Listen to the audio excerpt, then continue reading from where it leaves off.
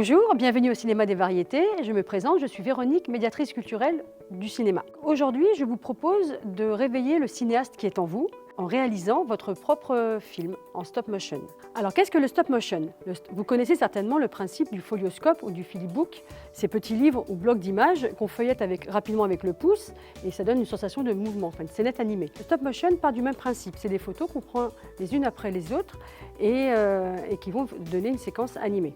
Le petit plus par rapport à une vidéo traditionnelle, c'est que vous allez pouvoir faire tout ce que vous voulez entre deux prises. Par exemple, faire disparaître un objet ou le faire réapparaître, changer de tenue en un dixième de seconde.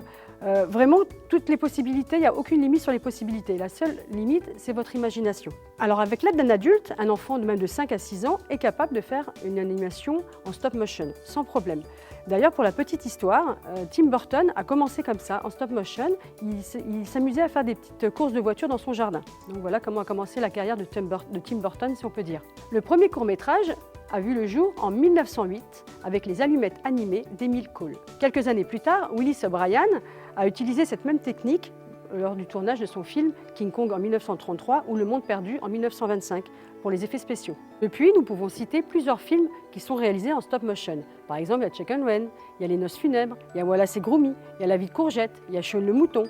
Il y en a une quantité astronomique. En ce qui concerne le matériel, pas besoin d'avoir du matériel de professionnel. Une tablette, un smartphone ou un ordinateur ou même un appareil photo numérique suffisent.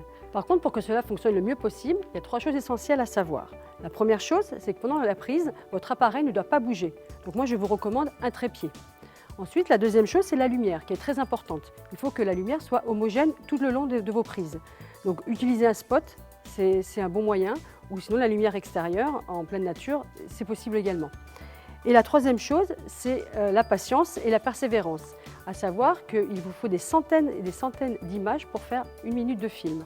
La base, c'est 25 images par seconde.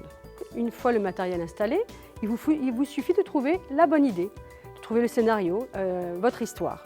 Donc moi, je vous conseille également de l'écrire ou de la dessiner comme pour un storyboard. Ensuite, vous préparez votre matériel. Et là, pareil, toutes les possibilités, elles sont illimitées.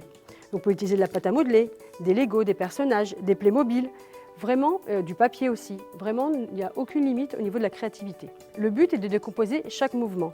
Plus vous allez prendre de photos et plus votre stop motion sera fluide. En ce qui concerne le montage, il n'y a pas besoin de logiciels professionnels non plus. Aujourd'hui, nous avons de la chance d'avoir plusieurs applications gratuites pour les smartphones et qui vous font le montage très simplement et facilement. Donc il y en a plusieurs. Moi, j'utilise par exemple la Stop Motion Studio, mais il y en a beaucoup d'autres et vous pouvez les tester et trouver celle qui vous conviendra. Voilà, vous avez tous les outils nécessaires aujourd'hui pour vous lancer dans la création. Alors n'hésitez pas à partager vos réalisations et nous les envoyer à l'adresse qui va s'afficher en bas de votre écran. Les meilleures productions seront diffusées sur le dispositif Culture Plus et des places de cinéma seront offertes aux meilleures réalisations. À bientôt et au plaisir de vous retrouver dans nos salles.